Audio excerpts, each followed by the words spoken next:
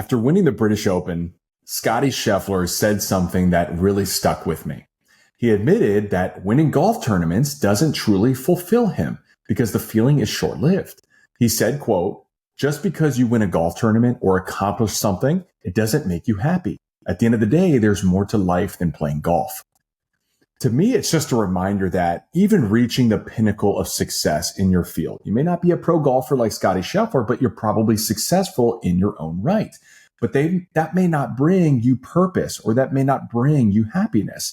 And the same thing goes for retirement. If you think hitting a certain investment account number or hitting a certain net worth number will automatically give your life meaning, you might be chasing the wrong goal. Money in and of itself isn't the goal, isn't the purpose. It's a tool that can give you freedom to pursue what's really on your heart, whether that's giving more time to your family or giving back to your communities or mentoring others, or maybe it's traveling or finally leaning in to something you've always wanted to do. So that is my hope when I talk about financial independence or retirement. It's not just about more dollars, but more freedom to live a life that matters to you. In this 88th episode of the Planning for Retirement podcast, we're going to touch on some interesting side hustles in retirement that I pulled from a Reddit thread or have observed over the course of my career serving retirees. And these folks found purpose in part-time work and volunteering in retirement. So I just thought I'd share that with you. But first, what I wanted to do was I wanted to touch on a few of my initial observations from the One Big Beautiful Bill Act. And I also wanted to hit on a very interesting development in the market so far in 2025. I hope you guys enjoy this one. For those of you who are new, my name is Kevin Lau. I am the host of the Planning for Retirement podcast, and I'm also the owner at Imagine Financial Security. We help individuals over 50 that are approaching retirement that have saved over 7 figures, maximize their retirement spending, minimize their lifetime tax bill, and worry less about the financial markets. If that describes you, make sure to follow our podcast, of course, but also make sure to subscribe to our YouTube channel. We put out weekly retirement-related content specifically designed for you, PFR Nation.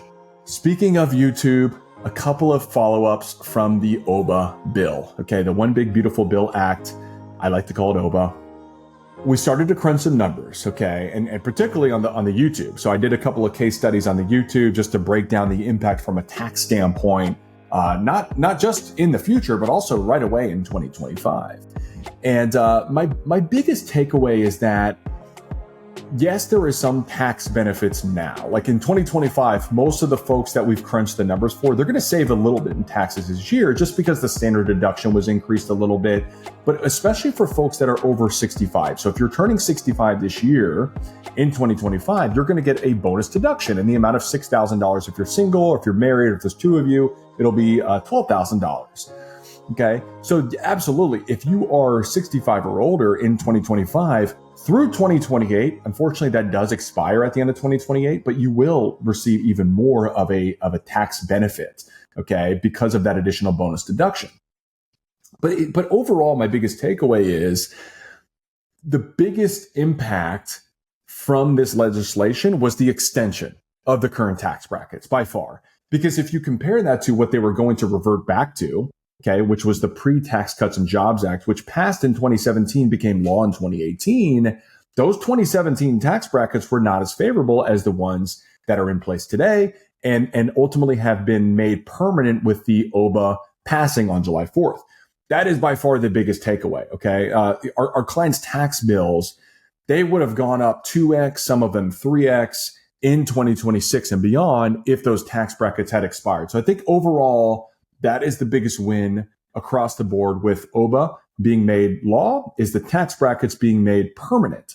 But the bonus deduction is a big factor. So if you're turning 65, again, in 2025 through 2028, you're going to have this option or the availability to take this bonus deduction. But the caveat is that bonus deduction does have a phase out. So if you're modified adjusted gross income, if you're single, once it hits $75,000, or if you're married filing jointly, once it hits $150,000, it begins to get phased out. So instead of getting that $6,000 bonus deduction, it's going to go down, and then you're completely phased out once you reach $175,000 as a single, and then $250,000 as a married filing jointly couple. So this is a big consideration. If you are planning to do some Roth conversions in 2025 or 2026 or 27 or 28, and you are looking at the impact of those Roth conversions, obviously you need to look at the tax bracket. Okay, does it push you in a different tax bracket? What is the net tax impact of doing those Roth conversions? But you also need to look at this bonus deduction. Okay. And then in addition to the bonus deduction, if you're 65 or older, you're likely on Medicare, you're paying for Medicare Part B, and you could also trigger IRMAA surcharges. IRMAA stands for Income Related Monthly Adjustment Amount. And once your income exceeds a certain threshold based on if you're single versus married, you could trigger a certain IRMAA threshold, which you're paying essentially an excise tax on your Medicare premiums. Okay. And this could add up to multiple $1,000s a year, depending on what your income is. And so not only do you need to look at IRMAA, not only do you need to look at the impact from a tax bracket standpoint, but you also need to look at this bonus deduction because it is very significant. To have an additional $12,000 a year of a deduction right away, starting in 2025, like I said, through 2028. And so that's one of the things that we're really looking at is, okay, if Roth conversions fit in the plan, which that's the key, Roth conversions are not going to be for everybody. Just because Roth conversions sounds like a fun strategy to implement, or you hear your neighbor or colleague, implementing Roth conversions, doesn't mean you should. Okay. Like I said, I've run Roth conversion analysis for a lot of our clients, and sometimes the math might make some sense, but a lot of factors have to come into play. Longevity, expected rate of return, what your child or your heirs, what their tax bracket is going to look like long term. So there's so many uncertainties, but if it fits in your plan, if you're committed to doing conversions, you need to really look at those phase outs if you're over 65. And then if you're younger than 65, okay, let's say you retire early. And let's say you are on some kind of policy through the exchange, okay, formerly known as Obamacare, healthcare.gov, you might be purchasing a policy from the Affordable Care Act. And you might qualify for certain tax credits, okay, in 2025, and you may have over the last handful of years. But in 2021, there was a big change to that. So before, if your income, okay, if your modified adjusted gross income was above 400% of the federal poverty line, you were completely phased out of any tax credits from the Affordable Care Act. But that changed in 2021 as part of the COVID relief packages that were put out by the Biden administration. And instead of a cliff at 400%, it was a gradual slope. So more people could qualify for those tax credits, even if your adjusted gross income, your modified adjusted gross income was above 400% of the poverty line. 2025 is the final year that slope is in place, and it's going to revert back to a cliff. So a big consideration when you're thinking about, again, doing the conversions and, ultimately recognizing some income now is, yes, tax brackets are now made permanent, but you need to kind of look at some of those things. Again, if you're over 65, those bonus deductions. And then if you're younger than 65, you need to be looking at the ACA tax credits. And oh, by the way, over 65 IRMAA, like I mentioned as well. So just a few observations as we've been crunching some of the numbers for our clients. And if you're a client, if you're listening to this in the fall, we have our tax planning reviews, as you know. So we'll be scheduling those, and we're going to crunch the numbers for your specific tax plan to see what the impact on your tax situation is for 2025 and in 2026, and come up with really great planning opportunities for you specifically. So stay tuned for that. Most of your reviews are already on the calendar for the fall. September, October, November is when we hold those. And if you're not a client, but you're interested in becoming a client, we'll talk more about that at the end of this episode. We have a link in the description to fill out a questionnaire if you're interested in working with us. So we'll talk about that, or you can visit our website at www.imaginefinancialsecurity.com. But, really great tax planning opportunities. Not that we know what the tax brackets are going to be in 2026 and beyond. We know what these bonus deductions look like. We know what the ACA situation is going to be. Now we can move forward with the planning strategies that are going to be best for our clients and our practice. One other quick takeaway from OBBBA, outside of the bonus deduction, outside of the ACA cliff, is the SALT deduction. So SALT stands for state and local taxes. And essentially for the last 9 years, we've had we've had a cap for these SALT deductions for state and local taxes at $10,000. So if you live in a high state income tax state, high property tax state, you've been capped at 10 grand. And then on top of that, the standard deduction doubled from what it was in 2017 in 2018. And that's going to continue on. Now that the Tax Cuts and Jobs Act, standard deduction, that's going to be also made permanent as well, which I think is a big deal, obviously. But now the SALT deduction has been raised to $40,000. Now, from my understanding on this one, this is also temporary. I think it's also from 2025 through 2028, or maybe this one is through 2029. I can't remember. There's so many different things that start this year, start next year, and then end in 2028. I also think this one ends in 2028, but it could be 2029. This is going to be a big factor for those who maybe have not been itemizing your deductions for the last number of years. Maybe you've just taken the standard deduction because you're like, I'm capped at 10K for the SALT deduction, but my standard deduction is 30 grand. So, I can't find other deductions that are going to get me over that 30 grand threshold. So call it a day, do the standard deduction. Maybe you're not even hiring a tax professional anymore. You've been doing it yourself because your situation is quite simple. That's going to change now, at least for the next handful of years, with that SALT cap being raised to 40K. So I really do believe there's going to create a lot more opportunities to do some itemized deductions, particularly on the charitable deduction side. Now, there is a, that charitable deduction line item that's going to start in 2026. I was mistaken on this one on the YouTube. I thought that started in 2025, but one of the viewers called me out on that and said, "Hey, Kevin, this starts in 2026." So, anyways, my bad on that one. But anyways, the gist on that one is if you itemize your deductions, if you don't itemize your deductions, and you're taking the standard deduction as a single taxpayer, you can still take a $1,000 above the line tax deduction for charitable donations, and if you're married filing jointly, it's $2,000. So that starts in 2026. But in 2025, just thinking about itemizing your deductions, with the SALT cap going up to 40K, it's going to create a lot of opportunities for some of those bonus deductions. So it's really important for you to consult with a great tax professional. That's why I'm super excited for our business. I've plugged this a little bit on the podcast over the last couple of months. And we floated this idea for months. Actually, we put this out in our company newsletter in July. But essentially, we've been doing tax planning for clients, which we haven't been filing our clients' tax returns, but we've been doing tax planning. And especially with Roberto starting on our team last year in 2024, we've elevated that tenfold, in my opinion, just because of his expertise on tax. I like to call him our in-house tax savant.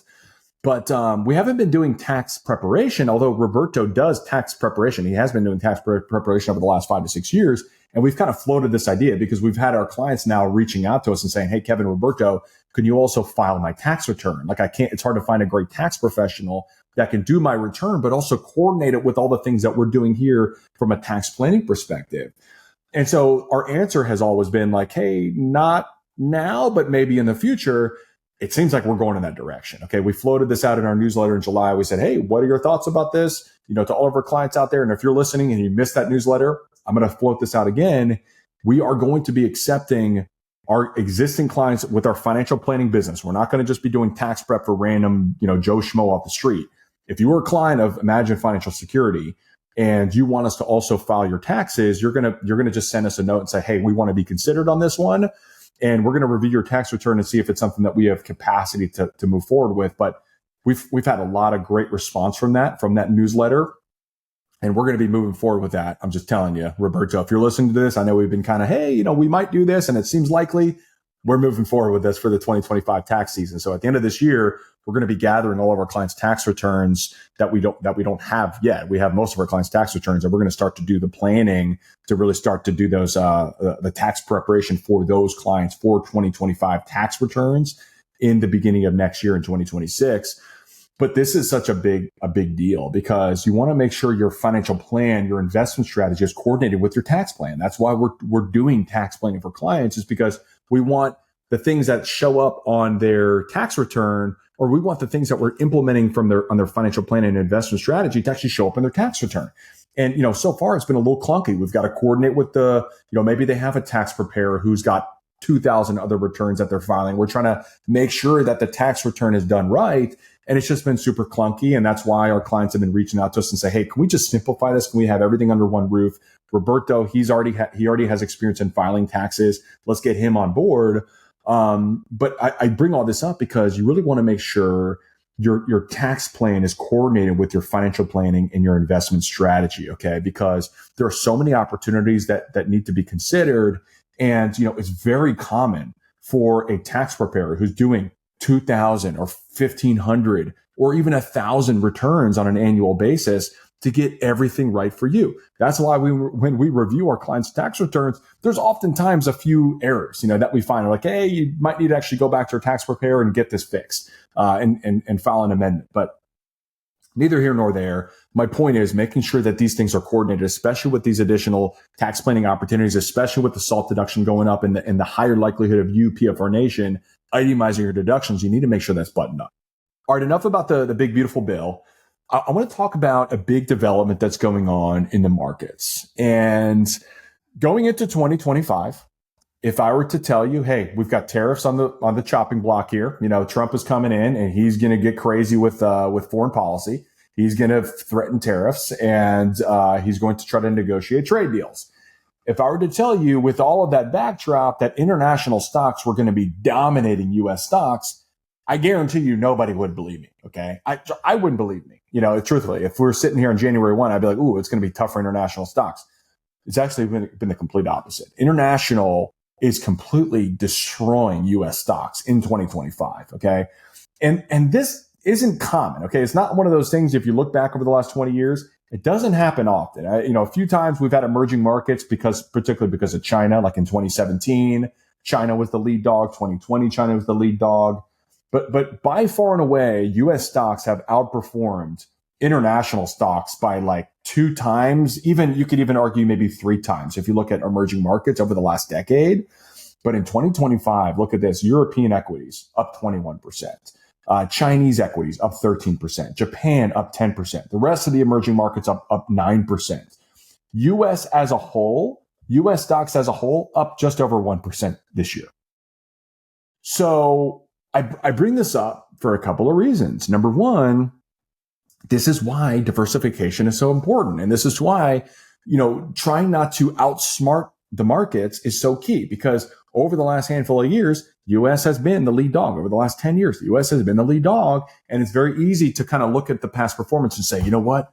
I'm going to stick with U.S. I'm going to have the hometown bias. I'm an American citizen. I love America. I'm going to invest in U.S. equities. Well, we live in a global economy, so it's not going to work anyways. Because even our great companies here in the U.S., they do business overseas. We export things overseas, but neither here nor there. I'm talking traditionally when a company's headquarters based in the U.S. versus based internationally. And the first thing is like, don't try to outsmart the markets and try to say, hey, you know what? This hometown bias, recency effect, and continue with that strategy, because you're probably missing out. I know you're missing out on opportunities if you had a broader based diversified portfolio. And we're actually seeing this in our client portfolios. Like, our clients are opening up their statements like, wait, my account is positive like 5 or 6% this year. I thought US equities were barely up. Obviously we had Liberation Day on April 2nd, and then the markets, totally reverse course, went down, but then rallied, significantly in May and June. And now we're sitting here at the end of July, US equities are hitting all-time highs. But it's not up 15 or 20% like international equities are. And so it's so key to have that diversification in place. But the second reason I bring that up is, don't just now chase international equities just because international is doing well. And because I bring this up, and hopefully I'm ahead of the curve here, is I do believe that you're going to see a lot of these stories play out, like on, Wall Street Journal or, MSNBC, whatever it is, wherever you're getting your money news. Like, people are going to write stories about this. Like, look at international stocks destroying U.S. stocks. Don't get caught in that trap either of trying to chase returns, because I'm kind of seeing that a little bit, just reading and observing, is that people are kind of now starting to get on that international train and try to chase those returns. And I just, not saying that international is not going to continue to perform well over the next 5, 10, or 15 years, but that's why it's so important to have a set target allocation for U.S. stocks, a set target allocation for international developed markets, a set target allocation for international emerging markets, a set target allocation for small cap, mid cap, large cap, a set target allocation for U.S. bonds, a set target allocation for international bonds. And once you have those set targets, stay disciplined, okay? Because things are going to move in and out of favor. That's just how the markets work. We go in and out of cycles. things are undervalued, things are overvalued, things that are undervalued are probably going to perform a little better at some point in time. We don't know when that's going to happen. And on the flip side, things that are overvalued are probably going to underperform what they have been doing over the last few years to go back to their historical average. We just don't know when that's going to happen. So you need to stay disciplined and stick with the process and a plan. And, truthfully, I think this is the biggest value add we provide to clients from an investment perspective. We're not out there trying to outsmart the markets or, trying to time the markets. That is a huge mistake people make. And truthfully, advisors make that as well. They think they're smarter than other advisors and they can time the market perfectly. You have to be right when to get out, and then you have to be right when to get back in. Very, very, almost, I would say, impossible to do consistently over the course of a 10, 20, 30-year retirement. So you don't need to do that. Most likely, PFR Nation, y'all have done well saving and investing. You're hitting $1 million, $2 million, $3 million of investable assets. You can sustain a very comfortable retirement earning 6, 5, even 4% a year. So you don't need to try to swing for the fences and hit home runs, but sticking to the process is key, because if you do make a big mistake, if you do try to time the market, if you do try to chase returns, that absolutely could significantly impact your long-term performance and absolutely create a lag in your returns. And that could impact your ability to sustain your desired lifestyle in retirement and sustain financial independence for the course of 20, 30 years and leave that financial legacy that you may want to leave. All right. So for those of you that have been listening for a while, episode 61, Roberto, I had our very own Roberto Fortuna on the podcast, and we talked about the benefits of working part-time in retirement. And if you're interested in that one, we will link it in the show notes. So go check that one out. But there are many benefits to working in retirement. But I think I would replace the word working with having purpose in retirement. I think that's probably a better way to frame this up. Some people might find purpose in volunteering. Some people might find purpose in spending time with their grandchildren or their family or whatever it might be. But for many of you in PFR Nation, you might just want to do something that earns a little bit of extra income. Maybe it's for financial purposes. Maybe you actually need the income, but maybe you're just totally work optional and you just feel like working to earn an extra income because all of your friends are working. And what are you going to do with your time? Because your friends can't even hang out with you when you're retired. So I thought I'd share this list because I was randomly on the internet and I was on a Reddit thread that was talking about retirement side hustles. It was actually after episode 61. So it's one of those things I've been wanting to do this episode for a while. It's just a lot of other topics came to the forefront. So I decided to do those, but this one has been in queue. And so I decided to just literally cherry pick some of my favorites on here. And I just thought I'd share these with y'all. And hopefully that kind of, get the wheels turning a little bit so you can start to think through, hey, if I want to do some work in retirement, what are some other people doing, that are actually retired? So I'm going to go down this list. I'm also going to add a few that I've actually seen some of our clients do, and some other people that I've just observed in the community, working in retirement, what they're doing. And then I'll talk a little about what I might do in my retirement, whenever that might be. So hope you all find this list to be helpful, and would love to hear from you. If you're planning to work in retirement, what are you going to do? Is it going to be full-time? Is it going to be part-time? What are you going to do with that extra income? Are you relying on that? Or are you going to just use it for total fun money? Like some of the people that we'll talk about in this episode here in a second. So why don't we talk about the first one?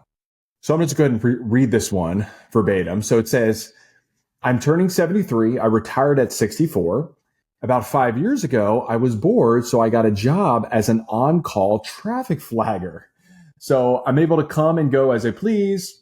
I live in Oregon, choose to work in October through May. I also take much of February to head south to Arizona.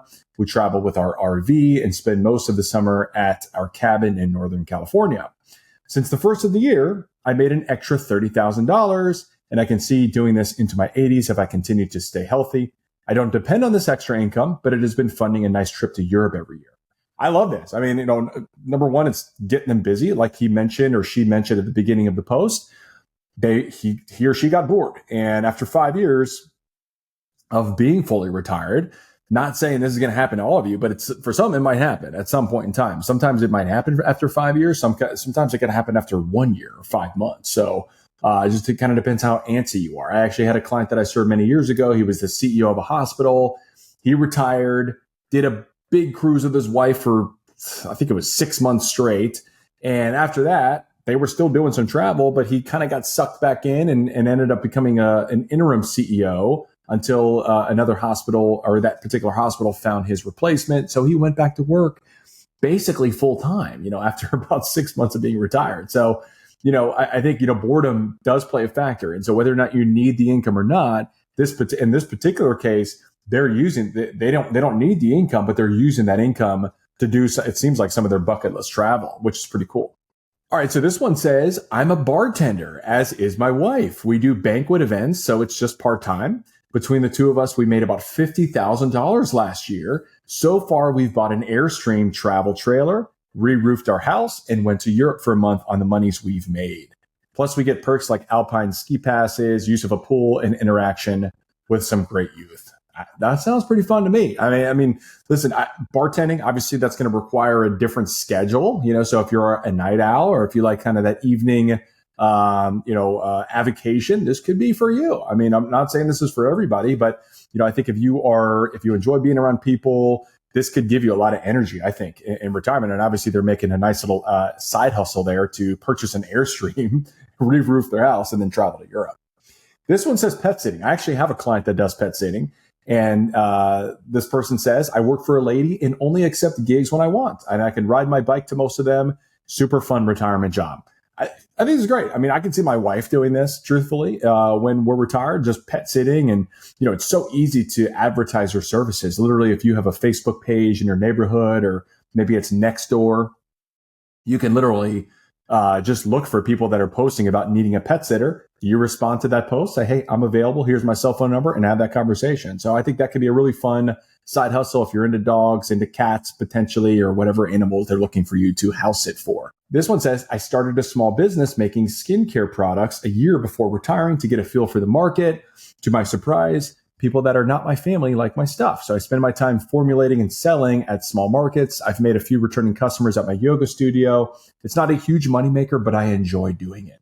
I think this is cool because, again, it doesn't seem like they're relying on the income. He or she's relying on the income for retirement, but ultimately it's fun. It's a new venture, and they don't necessarily need the income. So it allows them to kind of pour their blood, sweat, and tears into making a great product and marketing that product to people. And who knows, maybe that does take off, and they're making multi-millions a year of revenue. Who knows? But it doesn't sound like that's really their goal, but it's kind of a nice one of those like little hobby businesses that you can pursue in retirement. So I think that's a good deal.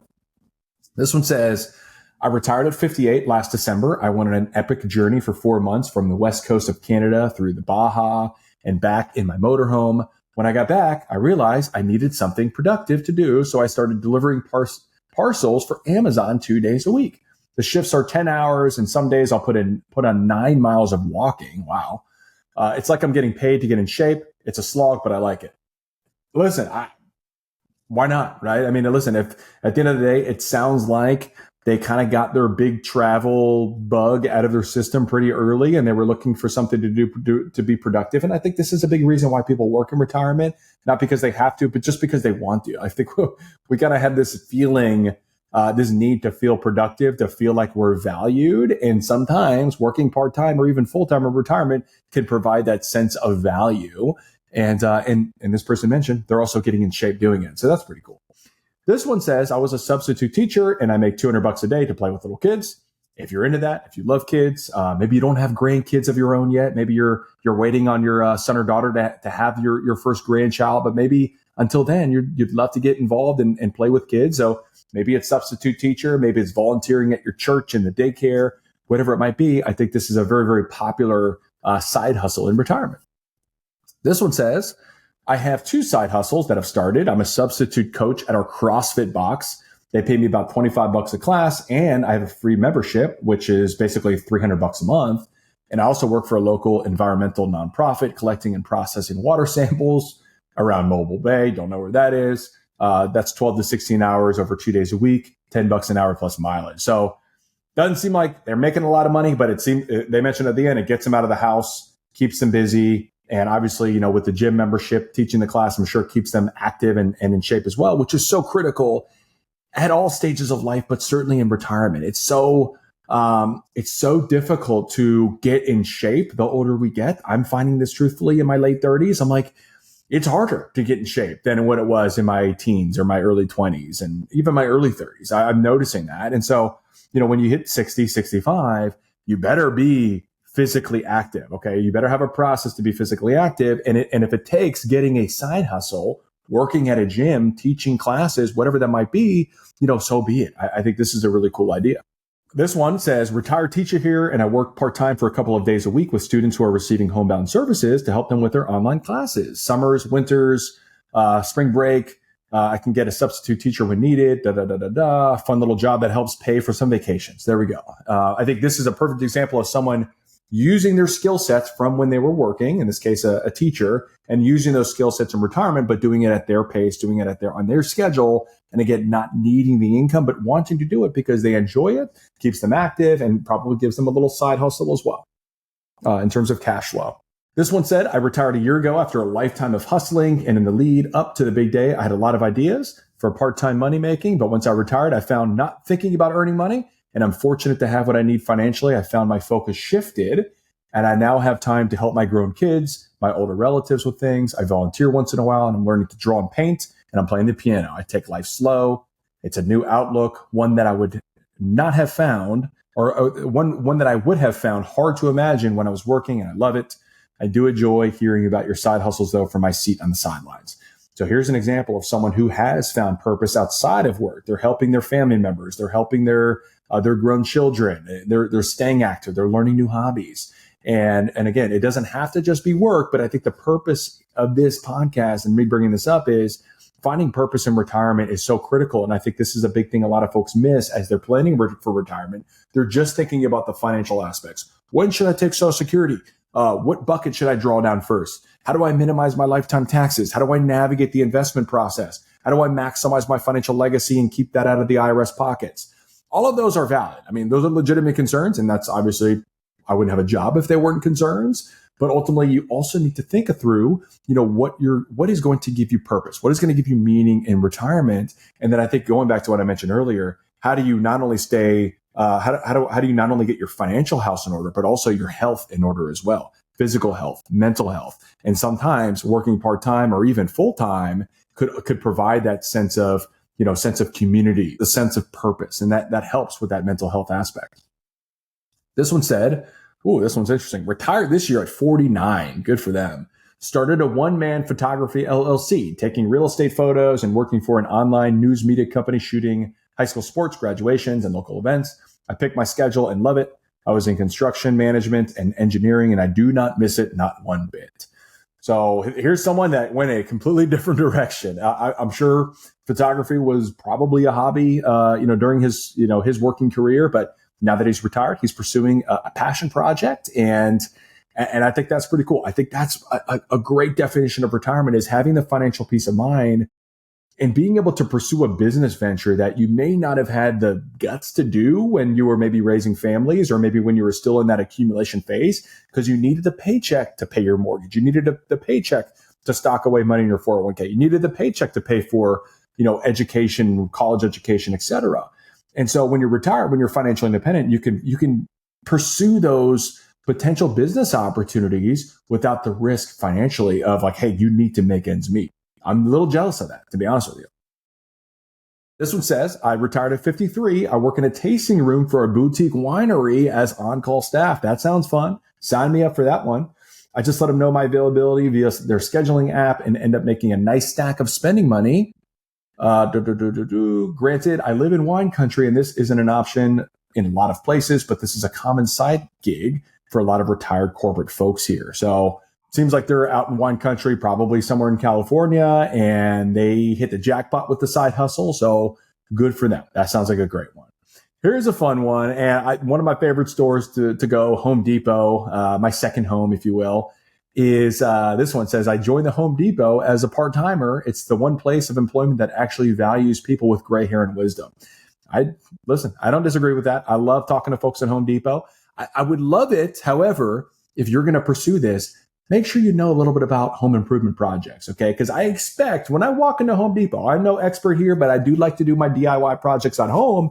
If I tap someone on the shoulder, if I tap you on the shoulder and you're working from Home Depot, I expect you to know a little bit, okay? And know a little something, okay? Or at least point me in the right direction with regards to my project. I understand I can go on YouTube and go on YouTube University and search a bunch of things, but it would be helpful if you're going to pursue this part-time gig at Home Depot.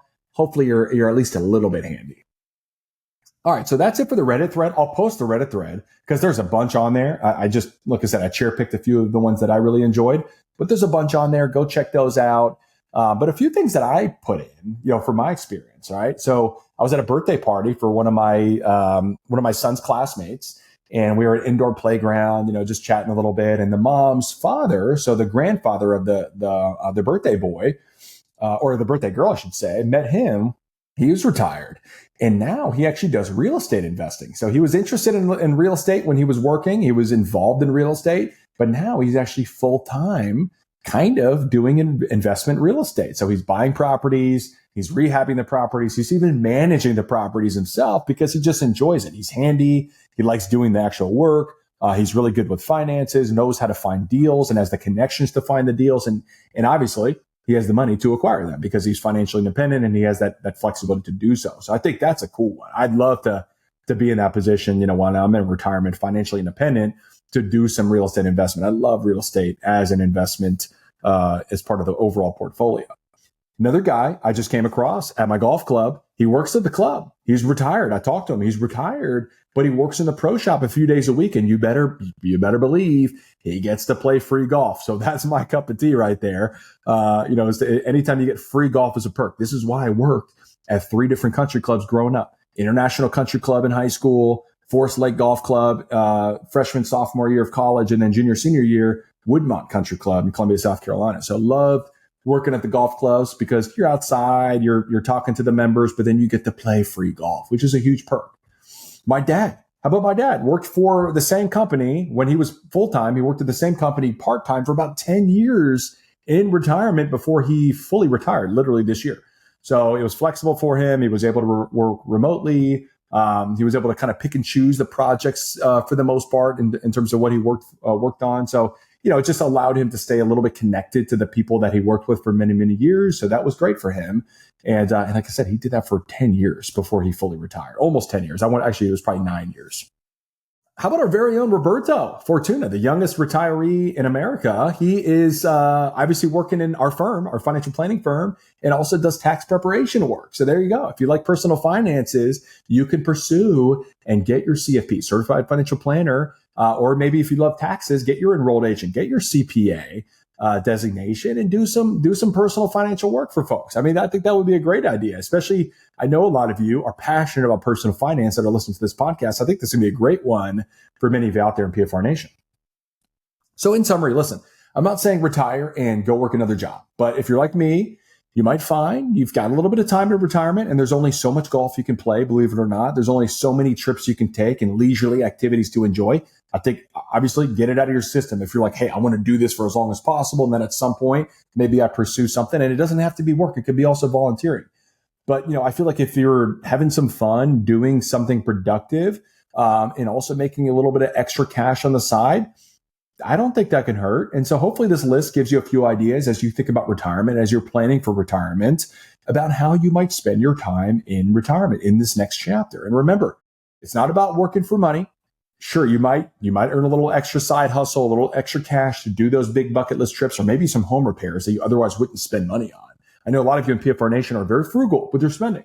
So you might be a little hesitant to, redo the kitchen completely. But you know what? If you've got a little side hustle that you're making 10, 15 grand a year, that could help supplement those expenses. And you can, pad that on top of any Social Security income or investment income that you're earning. So certainly that could be a benefit. But the goal should be to not have to rely on part-time income or even any type of income in retirement, just relying on income from your investments, Social Security, or other personal, other income sources. That's what financial independence is all about. Okay, you're work optional. But I think the idea around working in retirement is simply to potentially fill the gap of purpose, potentially fill the gap of fulfillment and excitement in this next chapter. Now, many of you might be curious, hey, Kevin, what are you going to do in retirement? What do you plan to do? Well, I think I'm a few years away. I think I got a few more, hopefully decades left in the tank here. But for me, I love coaching. I love teaching. And that's part of why I do this podcast. I love to teach. I love to educate. I love to make an impact. And so, my hope and dream, if Lord willing, if my plan in my heart was, to come to fruition, I would have had a fulfilling career building my business. And, at some point I would transition out and potentially hand the keys over to a worthy successor or successors. But I would love to stay involved in the business in some way, shape, or form. Maybe it's coaching, young financial advisors on what it takes to be successful. Okay. But I'd also like to think, hey, I've built a successful business and now I can coach also the next wave of entrepreneurs in their endeavors. It doesn't have to be financial services. It could be anything, because I just love entrepreneurship in general. I love the freedom it brings. I love the impact it brings about. I love the creativity that comes with entrepreneurship. I love the risk that it involves. Okay. It's not the easy path. Okay. It's the harder road. And I think that's just my nature. I'd rather take the more difficult path because I just feel like it's just in my heart and it's more fulfilling at the end of the day. But finally, my hopes and dreams, my prayers are my boys are pursuing something that they love. And maybe it is something entrepreneurial.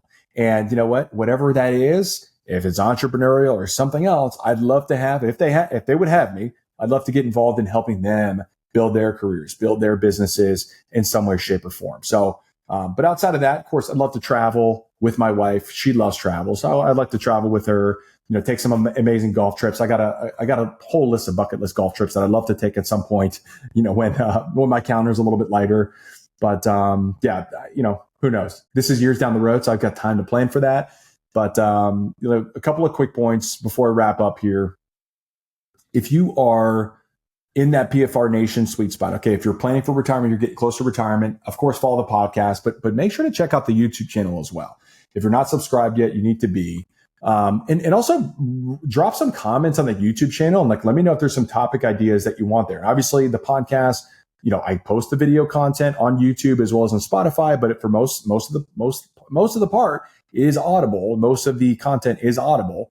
But for video, we can get a little bit deeper into some certain topics. Okay. Like I posted a video as an example.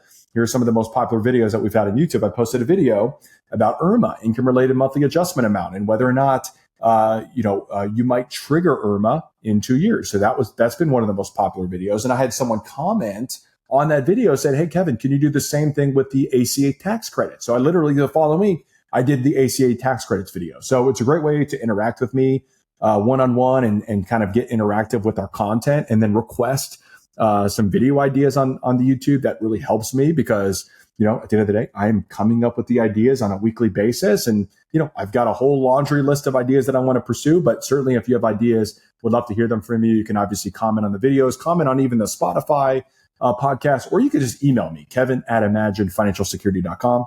But one of the videos that really blew up on YouTube was the tax trap of 401ks. And I'd highly recommend checking that one out. For convenience, I'm going to link that one. And then I followed up with a video this past week called the death tax trap of 401ks. So check those two out. I think for visually, I know I've talked a little about some of the tax traps of required minimum distributions or triggering IRMA, or, the 10-year rule when you leave those retirement accounts as a legacy to the next generation. But those videos allow me to kind of actually get on the whiteboard and illustrate some of the concepts that we're talking about there. So definitely check out the YouTube, check out those two particular videos. I'm going to link them in the show notes as well. And again, I appreciate all of your support on the podcast, all of your support on the YouTube. And if you're finding value and if you're feeling a little generous, leave that 5-star review. It really helps us impact more people. It helps the algorithm tell the algorithm, hey, we're making an impact. We're providing valuable content. So we really appreciate that. And listen, I got a phone call this past week from one of our listeners on the podcast. And she was not really certain if she could work with us. Okay. She was in a completely different city. And she was feeling stuck, not knowing where to go to find advice for retirement. Okay. There was no legitimate retirement focused fiduciaries in her area. Okay. And she was blown away. She left a message on our office line because she visited our website, left a voicemail, and she was just blown away when I called her personally and just kind of asked her a little about her situation, what she was looking to accomplish. And we're hopefully we can help her out with her retirement plan. So just a reminder that if you're looking for a second set of eyes, or if you're looking for potentially working with a financial planning team who specializes in retirement, who specializes in taxes in retirement, we are accepting new clients. And so if you're interested in learning more about how to work with us, go to our website, www.imaginefinancialsecurity.com, or you could just start with the retirement readiness questionnaire that's linked in the description in the show notes. We serve folks. We do serve folks that have in excess of $1 million saved for retirement already. So most of the folks that we serve are approaching 60, maybe a little over the age of 60. They're close to retirement or recently retired, and they're looking to maximize their retirement spending, minimize their lifetime tax bill, and worry less about the financial markets. And so again, if you're interested, we'd love to hear from you and potentially help you out. That's it for this week, everybody. I hope you all found this podcast helpful. And again, as always, I appreciate all of you in PFR Nation. And until next week, I will see you then.